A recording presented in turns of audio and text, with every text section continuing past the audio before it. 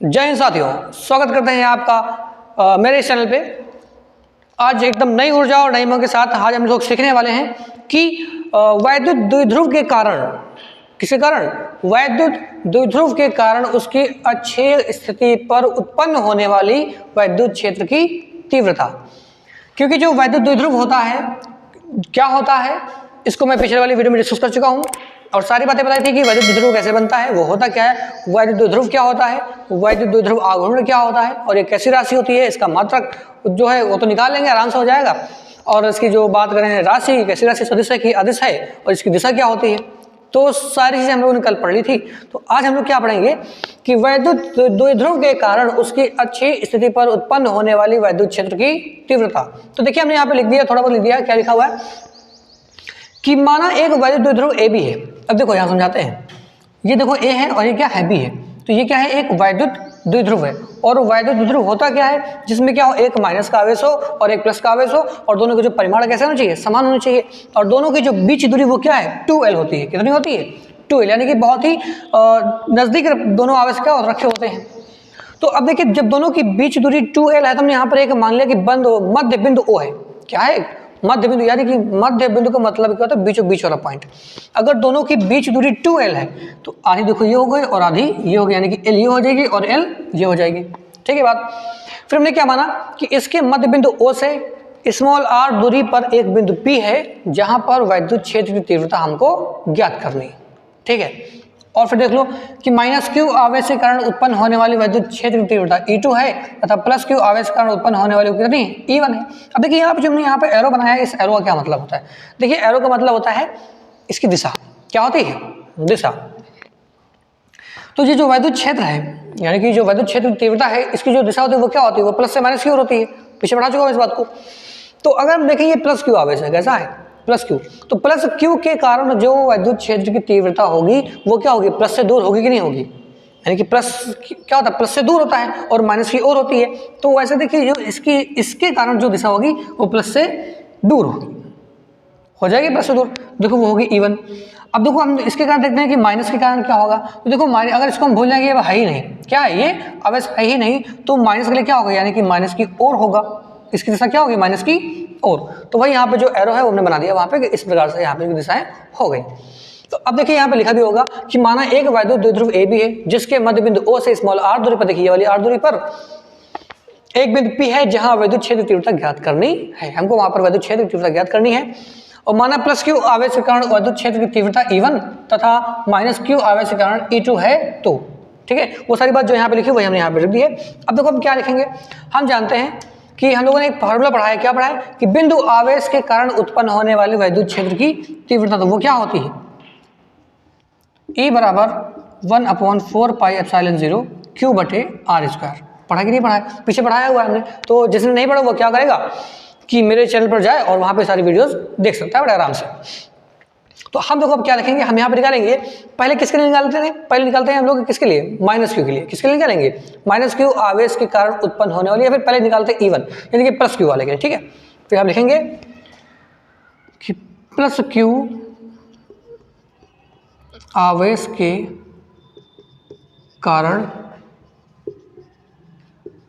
वैद्युत क्षेत्र की तीव्रता।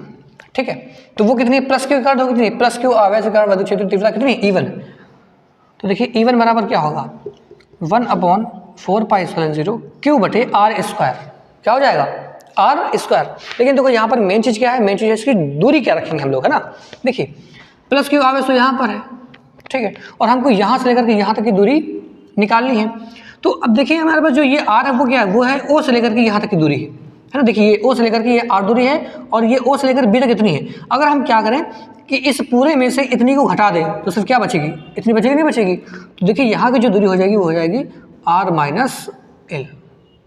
बात समझ में आई कि नहीं आई। तो r माइनस L कैसे हो गया, क्योंकि देखो ये O से लेकर के P तक की जो दूरी थी वो कितनी थी, r थी, और ये O से लेकर के B तक कितनी L। तो हमने क्या किया, इस पूरे बड़े में से इस छोटे वाले क्या कर दिया, माइनस कर दिया। तो सिर्फ कितना बच गया, इतना बच गया, r माइनस L हो गया।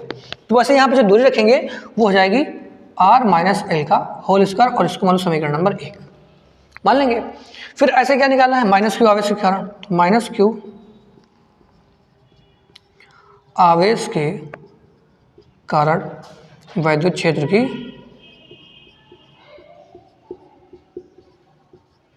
तीव्रता, तो वो क्या होती है, वो हो जाएगी E2 बराबर 1/4πε0 Q और बटे R। देखिए यहाँ पे यही बस दूरी का खेल है, दूरी क्या होगी। अब देखो प्लस माइनस क्यों कहाँ, यहाँ पे, यहाँ से लेकर के यहाँ तक की दूरी रखनी है, तो देखो यहाँ से यहाँ तक कितनी है, L है, और यहाँ से यहाँ कितनी है, वो R है, तो R में से क्या करना है, इस L को इस बार जोड़ देना है, तो ये हो गया R माइनस L का होल स्क्वायर। इसको मान लो समीकरण नंबर 2। अब देखिए यहाँ पे वैद्युत क्षेत्र की तीव्रताएं एक E1 है और एक E2 है, तो अब हम क्या करेंगे, अब देखो हम यहाँ निकालेंगे जानते हो इसकी परिणामी क्षेत्र की तीव्रता, क्या निकालेंगे, परिणामी वैद्युत क्षेत्र की तीव्रता। क्योंकि देखिए जब भी राशि कैसी हो, सदिश राशि होती है, तो हम लोग जब भी इसके परिणामी निकालते हैं तो कैसे निकालते हैं, सदिश योग नियम से। कैसे निकालते हैं, सदिश योग नियम से। तो उसका फॉर्मूला क्या होता है, तुम लोगों ने पढ़ा होगा क्लास 11 में, R बराबर √a² + b² + 2ab cos theta, होता है कि नहीं होता है। अब जब यहाँ पे एंगल कितना हो, 180 डिग्री होता है, यानी कि 180 डिग्री कब होता है, कि जब दोनों ही एक दूसरे क्या हो, विपरीत हो। देखो यहाँ पे दोनों के बीच जो कोण कितना कितना बनना है, 180 पर नहीं बनना, 180 डिग्री। तो 180 डिग्री कब बनता है, जब दोनों एक दूसरे के कैसे होते हैं, विपरीत होते हैं। और जब विपरीत होते हैं तो यहाँ पे जानते हो इसका जो डायरेक्ट बनता है वो बनता है a माइनस बी फार्मूला, ठीक है। क्योंकि देखिए जब यहाँ पर cos 180 हो जाएगा तो cos 180 का मान होता है -1, जब -1 होगा तो यहाँ पर जाएगा a माइनस बी का होल स्क्वायर। अब हम स्क्वायर को तो हटाएंगे तो रूट भी क्या हो जाएगा, हट जाएगा, सिर्फ बचेगा r बराबर a माइनस बी, ठीक है। तो ये सिंपल से कर लेंगे। या फिर यहाँ पर जब लिखेंगे देखो क्या लिखे, मैं लिख रहा हूँ, या लिखिए परिणामी तीव्रता, ठीक है। तो E क्या होगी, परिणामी तीव्रता, E बराबर E1 माइनस E2, क्या लिखेंगे, E1 माइनस E2। अब देखो यहाँ पे घटा रहा है क्यों, हमने देखो यहाँ पे बताया कैसे, या फिर देखो यहाँ पे देंगे, अगर सिंपल सी बात है यहाँ पे क्या लिखेंगे, चूंकि दोनों एक दूसरे के विपरीत दिशा में है तो इसलिए E बराबर क्या होगा, E1 माइनस E2 हो गया, ठीक है। तो यहाँ पे लिखेंगे दोनों विपरीत दिशा में, किसमें है, विपरीत दिशा में है, ठीक है। इसलिए हमने क्या कर दिया, घटा दिया इन दोनों को। अब देखो जब घटाना है तो इस बात का याद रखना कि कौन बड़ा है और कौन छोटा है। तो यहाँ पे अगर देखा जाए, देखिए यहाँ पे क्या R माइनस L, यानी कि जो हर है वो क्या, कुछ ना कुछ कम हो रहा है, क्या हो रहा है, कम हो रहा है। तो जब कम से बड़े में भाग दिया जाता है तो इसकी तुलना में यहाँ पे जो इसका मान है वो क्या होगा, ज़्यादा होगा, यानी कि इसका हार छोटा है, इसका हार क्या है, बड़ा। और यहाँ पे मैच लिखा हुआ है, यहाँ पे क्या होगा, R प्लस L होगा, एक मिनट, यहाँ पे क्या हो जाएगा, R प्लस L हो जाएगा, क्योंकि देखो यहाँ पे R और यहाँ पे प्लस, ठीक। तो हम यह बता रहे थे कि इसकी जो दूरी होगी, यानी जो E1 होगा उसका मान क्या होगा, ज़्यादा होगा, और इसका मान क्या होगा, कम होगा। क्यों होगा, क्योंकि देखो इसका हर छोटा है, इसका हर बड़ा है, तो जिसका हर छोटा होता है उसका मान ज़्यादा होता है, जिसका हर बड़ा होता है उसका मान छोटा होता है। तो इसलिए हम देखो E बराबर क्या, E1 माइनस E2 कर दिया, यानी कि बड़े में से छोटे को घटा दिया है। तो हमको क्या करना है, E1 का मान यहाँ पर रखना है और E2 का मान भी यहाँ पर रख देना है, और रख देते हैं। E बराबर 1/4πε0 Q बटे R माइनस L का होल स्क्वायर, ये हो गया E1 का मान। फिर देखो लगाएंगे हम लोग -1/4πε0 Q बटे R प्लस L का होल स्क्वायर कर देंगे। तो इतना करने के बाद देखो फिर क्या है, इसके आगे जो भी चीज़ें हैं, तो एक काम करते पहले, नहीं तो फिर ज़्यादा नीचे हो जाएगा और शायद दिखेगा भी नहीं आप लोगों को।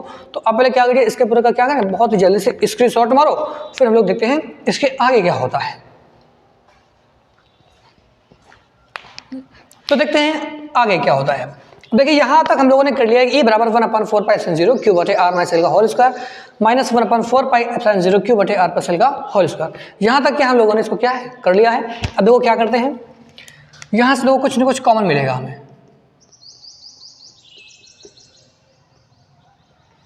देखिए भाई 1/4πε0 1/4πε0 Q और Q दोनों जगह पे कॉमन है, वो क्या हमने कर लिया बाहर। अब अंदर क्या बचा, 1/R माइनस L का होल स्क्वायर, फिर माइनस 1/R प्लस L का होल स्क्वायर, ठीक बात। तो हम यहाँ पे क्या करेंगे, कर लेंगे हर को बराबर, तो 1/4πε0 Q, देखो इसका मल्टीप्लेक्स में करेंगे कितना हो जाएगा, R प्लस L का होल स्क्वायर, फिर माइनस में हो गया R माइनस L का होल स्क्वायर, और दोनों को आपस में कर देना है तो क्या हो जाएगा, R minus L whole square R plus L का होल स्क्वायर, ठीक बात। अब क्या करेंगे, E बराबर 1/4πε0 क्यू।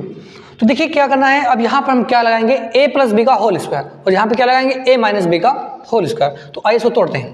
तो R square plus L square plus 2RL minus जाएगा R square plus L square minus 2RL। हो गया बात। अब देखो नीचे क्या होता है, ये जो लिखा हुआ ये क्या लिखा हुआ है, इसको क्या हम ऐसे कर सकते हैं, r माइनस एल और r प्लस एल का होल स्क्वायर। कर सकते नहीं कर सकते?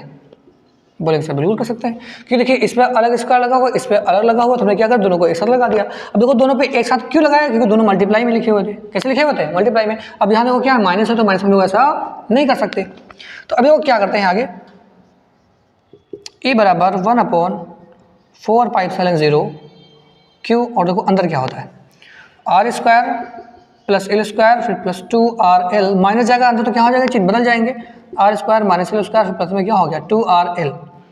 और एक नीचे क्या होगा, इसको हम लोग कर सकते हैं R square minus L square का होल स्क्वायर, क्योंकि सभी लोगों ने पढ़ा होगा ये क्या है, a माइनस बी और फिर a प्लस बी, तो यानी कि a square minus B square, तो देखो ऊपर क्या लगा दिया, होल स्क्वायर लगा दिया। फिर e बराबर क्या होता है, देखिए 1/4πε0 क्यू, देखो अंदर ये माइनस का है और ये प्लस का क्या हो जाएगा, ये प्लस और ये माइनस कर जाएंगे, तो 2 और 2 कितना हो गया, 4RL, और नीचे क्या हो जाएगा, R square minus L square का होल स्क्वायर। अब इतना करने के बाद फिर क्या करेंगे, इतना करने के बाद फिर क्या करेंगे, देखिए फिर हम करेंगे थोड़ा सा लगाएंगे दिमाग, मतलब क्या करेंगे, देखिए e बराबर 1/4πε0, इस क्यू को भेजेंगे अंदर, तो क्या लिखेंगे, q इंटू 2l और इंटू 2r, और नीचे लिखा है R square minus L square का होल स्क्वायर। अब देखो क्या होगा, ये क्या कर दिया, देखो मैं समझाता हूँ। ये जो 4 लिखा होता है, देखिए 2 गुणे 2 कर दिया हमने, और जो l है और जो r है दोनों क्या है एक साथ ही, हमने यहाँ पे क्या देखो l इंटू आर कर दिया, कोई दिक्कत नहीं है, हम लोग कर सकते हैं। और क्यों हमने क्या कर दिया, अंदर भेज दिया। तो देखो यहाँ पे जो लिखा हुआ ये q इंटू 2l, ये क्या है, ये किसके बराबर होता है, ये होता है वैद्युत द्विध्रुव आघूर्ण यानी कि p के बराबर होता है। तो हम लोग यहाँ पर क्या लिखेंगे, यहाँ पे लिख देंगे p लिख देंगे चुपचाप से। तो आइए देखिए इसको हम आगे बढ़ाते हैं, क्या होता है। तो यहाँ पे देखिए e बराबर 1/4πε0, देखिए q इंटू 2l हो गया p, कितना हो गया p, और साथ में क्या लिखा हुआ है, और 2r, और नीचे तो क्या लिखा हुआ है, R square minus L square का होल स्क्वायर। ठीक, अब यहाँ पे देखो हमको क्या करना पड़ेगा, हम यहाँ पे क्या देखते हैं कि जो l है यानी कि जो वैद्युत द्विध्रुव के जो बीच की जो लंबाई है l है, वो क्या है, इस r की तुलना में बहुत ही छोटी है। क्या लिखेंगे, क्योंकि आर स्क्वायर क्या है, एल स्क्वायर की तुलना में बहुत बड़ा है, इसलिए एल स्क्वायर को नगण्य लेने पर, यानी कि जो एल का मान है यानी कि एल स्क्वायर है, उसको हम लोग क्या, उसको नगण्य लेते हैं। तो जब नगण्य लेंगे तो वो क्या हो जाएगा, उसका पूरा काम खत्म हो गया। तो सिर्फ क्या बचेगा, e बराबर 1/4πε0 और p इंटू 2r, और नीचे से क्या बचेगा, आर स्क्वायर। तो आर स्क्वायर की पावर स्क्वायर कितना हो गया, r टू द पावर 4, यहाँ से एक पावर क्या हो जाएगी, कट जाएगी, सिर्फ क्या बचेगा 3। तो देखिए e बराबर क्या आ गया, 1/4πε0 2p बटे r क्यूब। देख रहे हैं, तो ये देखिए फार्मूला है वैद्युत द्विध्रुव के कारण अच्छी स्थिति में वैद्युत क्षेत्र की तीव्रता को ज्ञात करने का फार्मूला ये।